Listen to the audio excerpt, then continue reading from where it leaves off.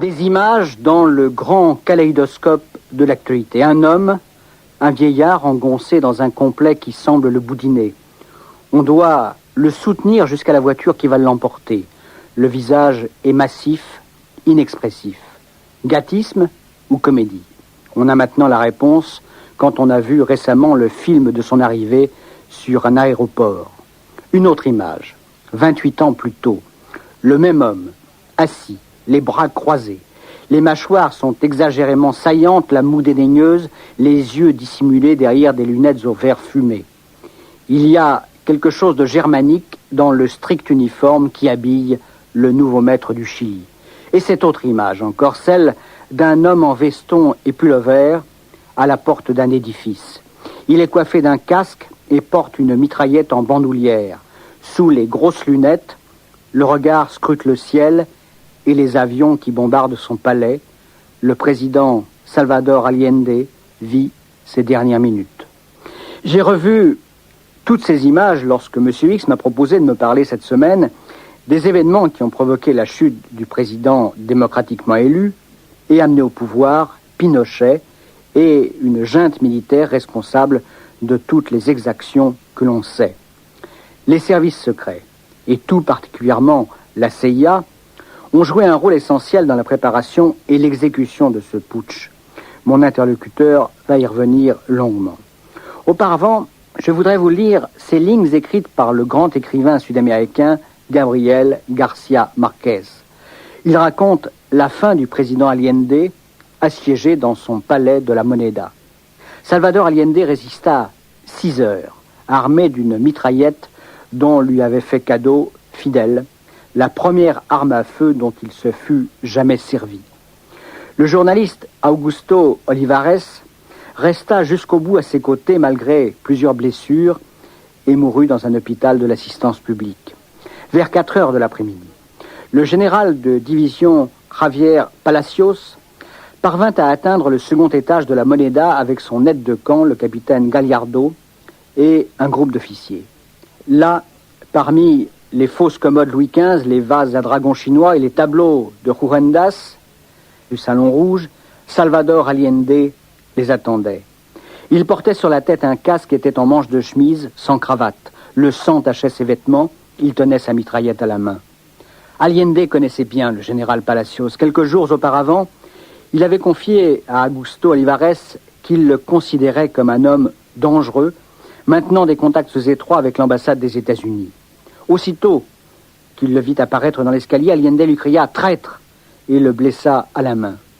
Allende périt au cours de l'échange de coups de feu avec cette patrouille, puis chaque officier, selon un rite de l'armée, tira à bout portant sur le corps. Enfin, un sous-officier lui défonça le visage avec la crosse de son fusil. Ainsi en a témoigné Juan Enrique Lira, reporter au journal El Mercurio, seul autorisé à voir le cadavre. Lorsqu'on le montra ensuite allongé dans son cercueil à Hortensia Allende, son épouse, on ne lui permit pas de découvrir son visage. Le président Allende avait eu 64 ans en juillet dernier et c'était un lion accompli, tenace, résolu et imprévisible. Il aimait la vie, il aimait les fleurs et les chiens et était d'une galanterie d'une autre époque avec billets parfumés et rencontres furtives. Il resta conséquent avec lui-même et telle fut sa plus grande vertu. Mais il me faut ajouter que selon d'autres versions, Salvador Allende s'est donné lui-même la mort avant que les putschistes envahissent son palais. Voyez-vous, je ne pense pas qu'on jugera un jour Pinochet. Mais pourquoi? À cause de son âge ou de son état physique? Non, à cause de l'implication des États-Unis dans le coup d'État de 1973. Les Américains n'ont nulle envie de voir déballer leurs sales petites affaires sur la place publique. Bon, à mon avis, ils ont dû faire d'énormes pressions sur le gouvernement britannique pour que l'extradition du dictateur soit refusée ou retardée le plus longtemps possible. Ouais, mais enfin, retardée, on a vu ce qu'il en était. Hein. Mais au fond, si je vous suis bien, ce qui arrangerait par-dessus tout les Américains, c'est que Pinochet meurt au plus tôt. Exactement. Hein. Alors vous, pourquoi avez-vous des lumières particulières sur cette affaire? Eh bien parce que les services français, à leur corps défendant, ont dû s'intéresser aux affaires chiliennes. Et pour quelle raison? Si vous le permettez, nous verrons ça un petit peu plus tard. Bien sûr, je dois m'incliner. Comme d'habitude. Bon. Alors d'accord, alors allons-y. Alors, par où voulez-vous commencer? Je vous ai souvent dit, l'Amérique latine, c'est le précaré des États-Unis. Oui, c'est la fameuse doctrine Monroe. Oui, depuis le début du 19e siècle, les Américains ont décidé qu'ils devaient être les seuls à s'occuper des affaires du continent. Oui, intervenir quand bon leur semblerait. Évidemment. Ils n'en sont pas privés d'ailleurs. Il faut dire aussi que les intérêts économiques des États-Unis dans cette partie du monde sont énormes. Donc pas question d'y toucher. Ça explique en particulier leur hargne contre Fidel Castro.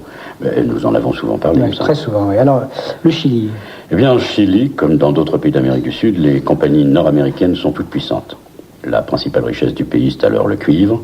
Or, en 1950, ou plutôt entre 1950 et 1970, 80% des exportations de ce métal sont contrôlées par des sociétés basées aux États-Unis.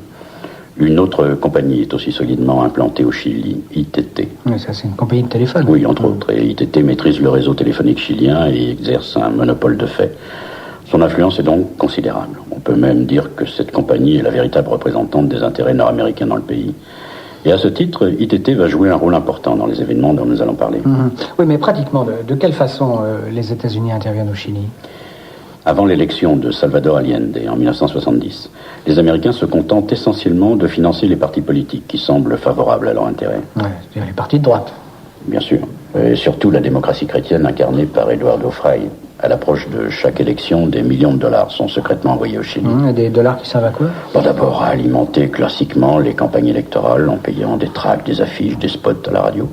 Mais ces subsides sont aussi versés à des journaux amis. Ils sont également utilisés pour créer des associations de citoyens favorables à la démocratie chrétienne et surtout violemment anticommunistes.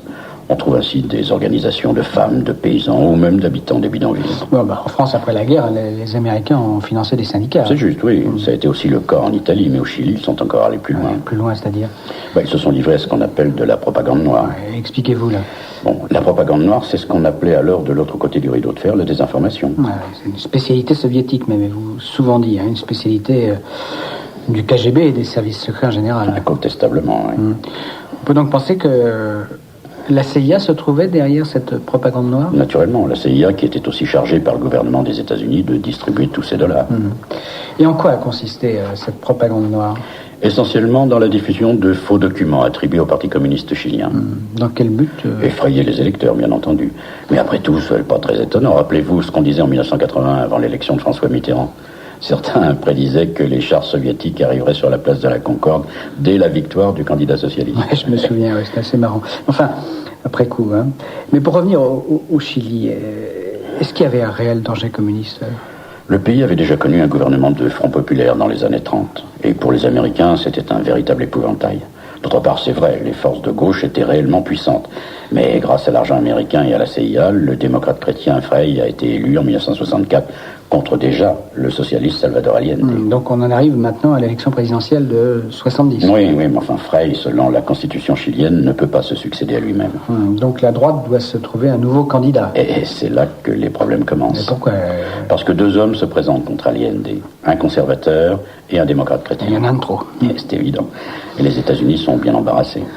Aussi, à défaut de choisir entre l'un et l'autre, ils vont plutôt s'attaquer à Allende. Et c'est à mon avis, de leur point de vue, en tout cas, une grossière erreur. Parce qu'ils auraient dû plutôt soutenir un seul des candidats de droite. Bien sûr. Ouais. Mais en 70, est-ce qu'ils mettent autant d'argent sur la table, ou plutôt sous la table qu'en 1964 ? Oui. La CIA dispose encore une fois de millions de dollars. Et les journaux, principalement le groupe El Mercurio, sont abondamment arrosés avec pour mission de taper tant et plus sur Allende. Allende qui représente un danger mortel pour les intérêts américains, puisque dans son programme, il prévoit de nationaliser de larges secteurs de l'économie. Alors j'imagine que ces compagnies menacées de nationalisation doivent aussi participer à cet effort financier. Évidemment, et au premier rang, on trouve ITT qui joue un rôle de coordination. Et c'est d'autant plus facile que cette multinationale compte parmi ses directeurs un ancien patron de la CIA, John McCone. Et pourtant, c'est Salvador Allende qui gagne. Oui, grâce à l'éparpillement des suffrages de la droite, il arrive légèrement en tête. Et selon la Constitution, cette majorité relative doit quand même lui permettre d'être désigné président de la République par le Congrès. Mais par les députés, les sénateurs. Enfin, les Américains n'ont pas dit leur dernier mot. Et entre l'élection présidentielle, au début septembre, et l'investiture qui doit intervenir fin octobre, la CIA va tout tenter pour éliminer Allende. Tout ? Oui, tout. Quand le président Nixon a appris le succès électoral de Salvador Allende, il a convoqué le patron de la CIA. Et dans le langage volontiers fleuri qui était le sien, il lui a dit il faut absolument se débarrasser au plus vite de ce fils de pute. Fils de pute, a dit M. X. Il n'a rien inventé. Dans le journal Le Monde du 6 septembre 1998, Pierre Calfon, par ailleurs auteur d'un livre sur Allende, paru la même année aux éditions Atlantica, écrit ceci à propos de la victoire électorale de Salvador Allende. 11 ans. Après l'entrée triomphale des Barbudos de Fidel Castro à la Havane, elle démontrait que la voie armée à la cubaine n'était pas la seule méthode pour accéder au pouvoir. Che Guevara, archétype du guerriero, l'avait admis, dédicaçant un jour son livre fétiche, La guerre de guérilla, à Salvador Allende, qui essaie d'obtenir la même chose par d'autres moyens. Cette fois, le bulletin de vote, autre moyen, semblait l'avoir emporté sur le fusil. Marx n'avait pas prévu ce cas inédit. Par son pacifisme même, ce modèle paraissait plus dangereux aux yeux des États-Unis. Dans leur chasse gardée de l'Amérique latine, un président marxiste, vainqueur à la loyale d'élections honnêtes, était un exemple déplorable pouvant faire des émules, à éviter à tout prix. À Washington, le président Nixon avait convoqué Edward Corey, son ambassadeur à Santiago, pour lui expliquer, frappant du poing, qu'il fallait écraser à tout prix et au plus vite « the son of a bitch », ce fils de pute. À Chicago, Henry Kissinger, conseiller écouté, déclarait alarmiste qu'Allende allait provoquer l'installation d'un régime communiste au Chili et que l'Argentine, le Pérou et la Bolivie pourraient suivre cet exemple. Mais quand vous dites que les Américains étaient prêts à tout tenter pour se débarrasser d'Allende... Nous, c'est la vérité, dès l'élection d'Allende. Et donc, avant son investiture par le Congrès. Oui, le gouvernement américain, sur ordre de Nixon et de son conseiller pour la sécurité, Henry Kissinger, débloque $10 millions. Pour la CIA? Oui. Ouais. Kissinger est donc très impliqué. Exact, il le sera tout au long de l'affaire chilienne. Cher Henri, comme on l'appelait, quand il était la coqueluche des dîners en ville, porte une responsabilité écrasante dans la chute du président Allende et l'arrivée au pouvoir de Pinochet avec son cortège d'horreur. Enfin, on en reparlera. Oui, d'accord. Alors, avec ces $10 millions, que prépare la CIA? Les services secrets américains élaborent deux stratégies, la voie 1 et la voie 2. Des noms de code, bien évidemment. Noms de code. Alors, voyons d'abord la voie 1. Il s'agit de faire pression sur le Parlement chilien pour qu'une majorité refuse d'investir Allende. Malgré la Constitution, si je vous ai bien suivi. Tout à fait. Alors on essaie d'acheter députés, journalistes. Mais le Chili est un pays de vieille démocratie et les efforts de la CIA restent vains. Alors on passe à la voie 2. Oui, là il s'agit d'autre chose. Les Américains déjà envisagent un coup d'État militaire. Dès 1970 ans. Et les hommes de la CIA prennent contact avec un certain nombre de généraux et d'officiers supérieurs. Quel est alors l'état d'esprit de l'armée chilienne? Écoutez, je serais tenté de vous dire que par nature, les généraux ne sont guère progressistes. En outre, beaucoup ont été formés aux États-Unis ou ont fait des stages là-bas. Il faut aussi compter avec la présence au Chili d'une importante colonie allemande. Oui, des anciens nazis. Oui, des gens qui n'auront plus tard aucun état d'âme lorsqu'il sera question de donner un coup de main aux putschistes ou de devenir les gardes-churnes de quelques prisonniers politiques.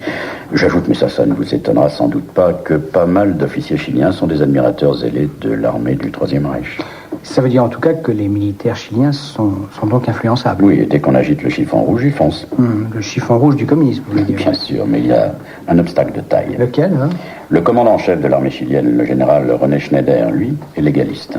Et il n'est pas question pour lui de s'opposer, quelle qu'en soit la manière, au processus constitutionnel en cours. Alors, lui aussi, il va falloir le neutraliser. Ah voilà, vous ne croyez pas si bien dire. Inspiré par les hommes de la CIA et à l'initiative d'un autre général, un commando tente de s'emparer de Schneider. Mais l'affaire tourne mal, le général se défend, le commando riposte, Schneider est abattu. Ouais, c'est une bavure, ça. Une bavure, oui. Le résultat, c'est que la CIA, après cette malheureuse affaire, met les pouces. Il renonce à fomenter le putsch? Oui. Mais, quand même, est-ce qu'on a une preuve de l'implication de la CIA dans le meurtre du général Schneider? Des preuves dans ce genre d'affaires, ce n'est pas évident. Mais il semble bien que les hommes du commando, tous des officiers chiliens d'ailleurs, aient été armés par des agents de la CIA. L'armée, mais ces hommes étaient des militaires, ils disposaient d'armes, non? Vous avez raison, mais les mitraillettes qu'on leur a fournies n'étaient pas immatriculées au Chili. Et leur découverte éventuelle ne permettait donc pas d'incriminer les militaires chiliens. Mais après cette grosse bavure, j'imagine que la voie 2 est abandonnée parce que la réaction doit être vive dans l'opinion. Oui, c'est juste. Et cette réaction conforte donc le camp de Salvador Allende. Mais la CIA ne relance pas pour autant. La voie 2 est simplement mise en sommeil. Et Allende est investi par le Congrès. C'est exact. Une parenthèse, un ancien patron de la CIA, William Colby, a publié un livre de mémoire en 1978, 30 ans, à la CIA. Il reconnaît, je le cite, qu'il est indiscutable que, dans le cadre de l'opération Deuxième Voie, sur les ordres directs et formels du président Nixon, la CIA a cherché à fomenter un coup d'État militaire au Chili en 1970. Et à propos du général Schneider, il écrit « C'était l'homme à abattre ». En désespoir de cause, on organisa donc contre lui une tentative d'enlèvement qui tourna mal.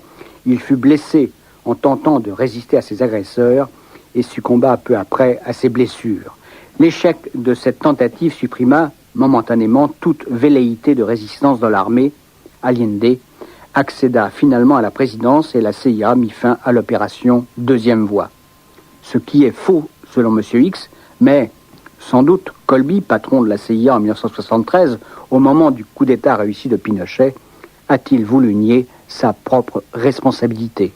À partir du moment où Allende est au pouvoir, les États-Unis ne vont avoir de cesse de mettre des bâtons dans les roues du nouveau gouvernement et de le miner peu à peu. Il faut quand même reconnaître que Salvador Allende fait tout pour s'attirer l'hostilité des États-Unis. Vous voulez parler des nationalisations ? Et aussi du rapprochement avec Cuba, la bête noire des Américains. C'est vrai. Il ne faut pas cacher que le gouvernement chilien a certainement commis des erreurs et a pâti de ses conflits internes, en particulier avec l'aile dure des révolutionnaires chiliens. Mais il ne faut surtout pas oublier aussi que Allende et les siens avaient été légalement élus et que les élections communales ou législatives qui suivront conforteront plutôt l'adhésion populaire au nouveau pouvoir. Par conséquent, selon vous, les États-Unis n'avaient pas le droit de s'immiscer dans les affaires chiliennes? Tant que les libertés fondamentales n'étaient pas menacées, non. Or, à ma connaissance, Allende n'a pas institué un régime totalitaire au Chili, contrairement à ce que les Américains prétendaient. Ouais, admettons, mais je me faisais l'avocat du diable. Par quels moyens les États-Unis vont-ils donc lutter maintenant contre Allende? L'arme essentielle, celle qui va être utilisée en priorité, c'est d'abord l'arme économique. L'asphyxie économique. C'est cela, oui, une sorte de blocus économique qui ne veut pas dire son nom. Et racontez comment. La panoplie est large et c'est la présidence américaine, avec l'aide de la CIA, qui va directement coordonner ces manœuvres. D'abord, et c'est évident, on va désormais refuser toute demande de crédit, de financement en provenance de Santiago. Ça me paraît normal. Normal si on peut dire, enfin bon, passons. Les États-Unis font aussi pression sur les organismes internationaux afin de les inciter à refuser toute aide au Chili. Ils se débrouillent également pour que le pays ne reçoive plus de livraison de pièces détachées. Dans quel secteur? Les automobiles, les camions, un secteur stratégique. Et nous verrons que ce point aura une importance essentielle. Autre manœuvre américaine, des manipulations boursières tendant à faire baisser le prix du cuivre. Le cuivre, qui est la principale richesse du Chili, vous le rappelle. C'est donc un véritable sabotage économique. Ça me paraît évident. Et l'objectif poursuivi est double. D'abord, il faut faire en sorte d'accuser le nouveau pouvoir d'incurie. Et d'être incapable de gérer le pays. Naturellement. Et face à ce blocus économique, il est vrai que la situation intérieure du Chili ne pourra aller qu'en s'aggravant. En 1973, l'inflation annuelle atteindra le taux record, je crois, de 700%. Et le deuxième objectif? C'est de faire en sorte de pousser les militaires à agir pour mettre fin à ce chaos économique. Des militaires qu'on va par ailleurs préparer peu à peu à agir. C'est-à-dire à se lancer dans l'aventure du putsch. Bien sûr. Et ici, il faut noter quelque chose de très intéressant. Tandis que les États-Unis s'efforcent d'asphyxier économiquement le Chili, très curieusement, l'aide militaire ne cesse d'augmenter. L'aide militaire américaine? Oui, les livraisons d'armes et d'équipements. Elles doublent sous Allende. Étrange, non? Mais on constate aussi dans le même temps que des milliers d'officiers partent sur des bases militaires américaines par faire leur formation. Une formation seulement militaire? Évidemment non. Ce qu'on apprend à ces officiers, c'est d'abord la lutte contre la subversion marxiste. Bref, on forme de futurs putschistes. Henry Kissinger, dont nous avons déjà beaucoup parlé, a toujours nié la responsabilité américaine dans le putsch qui a renversé Salvador Allende. Pour lui, le président chilien a été victime, je le cite, de son incompétence et de son intransigeance. Toutefois, dans un livre publié en 1979 chez Fayard, à la Maison-Blanche, Kissinger montre le bout de l'oreille. En voici un extrait. Quelles qu'eussent été les circonstances, l'élection d'Allende mettait en cause nos intérêts nationaux. Il n'était pas facile de nous faire à l'idée d'un second État communiste dans l'hémisphère occidental. Nous savions à l'avance qu'il ne tarderait pas à adopter une politique anti-américaine, à briser la solidarité de l'hémisphère, à faire cause commune avec Cuba et tout au tard à établir des relations étroites avec l'Union soviétique. Et c'était d'autant plus pénible qu'Allende marquait une rupture avec une longue histoire démocratique du Chili et que son élection à la présidence n'était pas le fait d'une authentique expression de la majorité, mais d'une fantaisie du système électoral chilien. 36% de votes exprimés, c'était peu pour justifier la transformation irréversible des institutions politiques et économiques qu'Allende allait imposer au Chili. 2 gouvernements américains antérieurs étaient arrivés à la même conclusion. 2 gouvernements américains précédents avaient jugé qu'un gouvernement Allende au Chili desservirait les intérêts nationaux américains essentiels. Et en 1970, notre conclusion fut pratiquement la même. Ça me paraît donc très clair. Et malgré les dénégations de Kissinger, l'implication américaine dans le putsch de 1973 semble aller de soi. Il existe donc de 70 à 73 une préparation progressive des forces militaires chiliennes à l'exécution d'un putsch. Et d'ailleurs, plusieurs tentatives auront lieu avant septembre 73. En mars 72, les autorités chiliennes déjouent un complot de l'extrême droite où étaient déjà impliquées des unités de l'armée. À noter que le mouvement d'extrême droite impliqué Patrie et Liberté était une pure création de la CIA. Autre tentative ? En juin 73, un régiment de blindés se lance contre le palais présidentiel de la Moneda. Mais l'affaire échoue. Ce n'est en somme qu'un galop d'essai. La répétition de ce qui se passera exactement 3 mois plus tard. C'est cela, oui, en août 73 cette fois. C'est la marine, une unité particulièrement perméable aux idées putschistes qui s'agitent. Mais de simples marins et des sous-officiers font savoir à leurs supérieurs qu'ils refuseront de soutenir un mouvement de rébellion. Un peu comme en France pendant le putsch de 61. Oui, les résultats sont qu'on arrête. Et quelques-uns sont torturés. Une sorte de première, en somme. Parce que la pratique de la torture va se généraliser avec l'arrivée au pouvoir de Pinochet. Donc sous Allende, l'armée est en pleine ébullition. Oui. Ouais. Mais le gouvernement chilien doit bien s'en rendre compte. Oui, naturellement. Mais que faire ?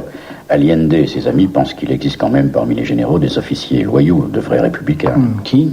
Il y a par exemple le successeur du général Schneider à la tête de l'armée de terre, Carlo Prats, un homme loyal, mais la droite n'arrête pas de le harceler. Alors en août 73, à bout de force, Prats démissionne. Août 73, c'est aussi l'époque où la marine s'agite. Hein, exact, ça, ouais. Mais vous le savez, les événements vont s'accélérer. En tout cas, Allende doit remplacer Prats. Et il fait appel à un général en qui il a une entière confiance, un certain Augusto Pinochet. Il est mal informé ou on l'a trompé ? Je sais pas, mais enfin, Pinochet, jusque-là, ne s'est pas distingué par ses prises de position politiques. En fait, il ne s'est pas distingué du tout, même. Qu'est-ce que vous voulez dire ? C'est un général qui a fait un parcours classique, de bureau en bureau, gagnant un grade à chaque fois qu'il en changeait, rien d'extraordinaire. Et politiquement neutre ? Apparemment, oui. Ouais. Pinochet cache sa fantastique soif de pouvoir derrière ses lunettes fumées, il avance masqué. Et voyez-vous, Allende a tellement confiance en lui qu'il lui fait part de la dernière botte secrète qu'il compte utiliser pour reprendre les choses en main. C'est-à-dire ? L'organisation d'un référendum prévu pour le 11 septembre. Et c'est justement ce 11 septembre que Pinochet renversera Allende. Oui, curieux, non ? Ouais. Enfin, revenons un petit peu en arrière et aux manœuvres d'étranglement menées par la CIA. Vous avez déjà parlé de sabotage économique. Hein. Oui, je vous ai aussi dit que la voie 2, comme l'appelait la CIA, n'avait jamais été abandonnée. La voie 2, c'est-à-dire l'organisation d'un coup d'État militaire. Mais à Washington, on se disait aussi qu'on pourrait faire l'économie d'un putsch. On imaginait que le pouvoir d'Allende s'écoulerait de lui-même à cause de la situation économique intenable. Oui, c'est à peu près ça. Et pendant que la CIA fomentait des troubles, suscitait des grèves dans le pays. Ah oui, les camionneurs. Hein, les camionneurs, vrai, oui. Ouais. Ils vont faire une première grève très dure en octobre 72, je crois. Mais je vous disais en même temps, le gouvernement américain donnait l'impression de vouloir dialoguer avec Allende. Dans quel but alors ? Endormir les Chiliens, ça me paraît clair. En fait, Washington attendait les élections législatives de mars 73. Nixon et son fidèle Kissinger pensaient qu'à l'occasion de ces élections, les citoyens chiliens, exaspérés par les difficultés économiques, désavoueraient le pouvoir de gauche et forceraient Allende au départ. Or, contre toute attente, c'est le contraire qui se passe. Allende remporte les élections. En tout cas, l'unité populaire obtient presque 44% des voix. Ce n'est donc nullement un désaveu, et légalement, Allende ne peut pas être démis, puisque il faudrait que 2/3 des députés se prononcent pour sa déchéance. Alors à partir de ce moment-là, Washington ne peut plus hésiter. Et c'est le feu vert pour une action par la force. Oui, la CIA va utiliser tout l'arsenal de moyens à sa disposition. Et cet arsenal C'est comme en 1970, on va mettre le paquet, si vous me permettez cette expression. Les journaux d'opposition en particulier, enfin tous les organes de presse dépendant du groupe El Mercurio, sont arrosés. Et la désinformation va battre son plein. Oui, mais là, de quelle façon cette fois-ci ? La centrale américaine invente un mystérieux plan Z. Plan Z, de quoi s'agit-il ? D'un plan qui aurait été élaboré par les mouvements révolutionnaires chiliens et qui viserait à éliminer un certain nombre d'officiers et leurs familles. Bien sûr, il s'agit de persuader ces militaires qu'ils sont en danger et qu'ils doivent donc réagir. Puis si je me souviens bien, il y a une nouvelle grève des camionneurs. C'est juste, oui, les patrons routiers vont littéralement paralyser le pays. Et c'est facile à comprendre. Le Chili, c'est une longue bande de terre adossée d'un côté au Pacifique et de l'autre à la cordillère des Andes. Le réseau ferroviaire est très peu développé, par conséquent, l'approvisionnement du pays dépend donc presque uniquement de la route. Ouais. Donc une grève des routiers, ça signifie que le pays tout entier est bloqué. Ouais. Ouais. Et c'est à ce moment-là que Salvador Allende, pour se sortir de cette situation, imagine le référendum dont il a parlé à Pinochet. Il est trop tard, le verre est dans le fruit. Ouais, le verre, c'est Pinochet. Oui, Pinochet, naturellement, et les services de renseignement chiliens qui ont été noyautés par les Américains. Le putsch est programmé. Mais alors, pourquoi ce choix du 11 septembre 1973 ? Ça, c'est une question très intéressante, car ce choix n'est en effet absolument pas innocent. Pourquoi ? Parce que traditionnellement, à la mi-septembre, pour fêter l'anniversaire de l'indépendance, les forces chiliennes procèdent à de très importantes manœuvres. Ça veut dire que toutes les unités sont mobilisées et soumises à d'incessants exercices. Ouais, donc elles sont prêtes à agir. Mais il y a autre chose. Alors, expliquez. À l'occasion de ces manœuvres, l'armée chilienne, enfin surtout la marine, coopère avec l'allié traditionnel nord-américain. Ça veut dire que des bâtiments de la marine des États-Unis vont se trouver tout naturellement dans les eaux territoriales chiliennes. Des bâtiments équipés de matériel électronique très sophistiqué. Oui, des systèmes d'écoute, vous voulez dire. Et de transmission. C'est très utile quand on prépare un putsch de pouvoir écouter l'adversaire et informer le plus vite possible les unités rebelles. J'ajoute qu'un mystérieux avion américain, lui aussi pourvu de moyens électroniques très perfectionnés, a survolé le territoire chilien. Alors qu'à terre, dans leurs blindés, les militaires putschistes se ruaient sur le palais de la Moneda. Donc l'implication américaine vous paraît avérée. Incontestablement, c'est d'autant plus grave quand on connaît la suite. Les arrestations arbitraires, les assassinats par milliers et les tortures. D'ailleurs, certains spécialistes américains ont aussi été impliqués dans ces exactions. Des conseillers très spéciaux. J'ajoute enfin, mais ça ne vous étonnera pas, que dès la chute d'Allende, la coopération économique des États-Unis avec le Chili a été immédiatement établie. Et elle n'a jamais été aussi florissante. Mais je voudrais revenir maintenant sur ce que vous disiez au début de cet entretien. Comment les services français ont-ils été mêlés à tout cela ? Bon, c'est très simple. Après le coup d'État de 1973, encore à l'initiative de la CIA, il s'est créé une sorte d'internationale des dictateurs militaires sud-américains, de l'opération Condor. Une internationale et qui regroupait qui et dans quel but ? Qui ? L'Argentine, le Paraguay, l'Uruguay et le Brésil, sous l'égide du Chili, en totale coopération avec les États-Unis. Et quel était l'objectif poursuivi ? C'est très clair. Il s'agit d'éliminer tous les opposants de gauche appartenant à ces divers pays.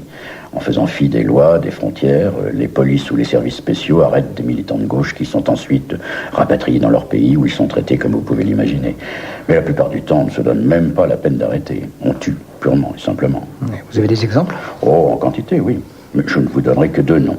Prats, ce général loyaliste dont je vous ai parlé. Il a trouvé refuge en Argentine et se prépare à publier un volume de mémoire où il accuse Pinochet. Eh bien, il est abattu. Autre exemple, l'ancien ministre des Affaires étrangères de Salvador Allende, Arnoldo Letelier. Lui aussi assassiné ? Exactement, en plein Washington. Mais l'affaire fera du bruit. Pourquoi ? Parce qu'une jeune américaine sera également tuée et que la presse s'intéressera à l'affaire. Ça permettra de remonter jusqu'au général Contreras, le chef de la police secrète chilienne. Un officier qui recevait ses ordres directement de Pinochet. Oui, je répète ma question. Et la France dans tout ça ? Dans les services SDEC et DST, nous avons appris que l'opération Condor allait concerner la France où beaucoup d'opposants chiliens avaient trouvé refuge. Heureusement, nous avons pu agir à temps, neutraliser les tueurs et éviter quelques assassinats. Et c'est ainsi que nous avons découvert que les initiateurs de cette internationale noire se trouvaient quelque part du côté de Washington. Exceptionnellement, je n'ai rien à ajouter. Récemment, en effet, les États-Unis ont autorisé la déclassification d'un certain nombre de documents secrets, documents qui confirment dans une large mesure les assertions de M. X. Vous pouvez, vous aussi, consulter ces documents sur Internet. Ces documents sur Internet. Ces documents sur Internet. Ces documents sur Internet.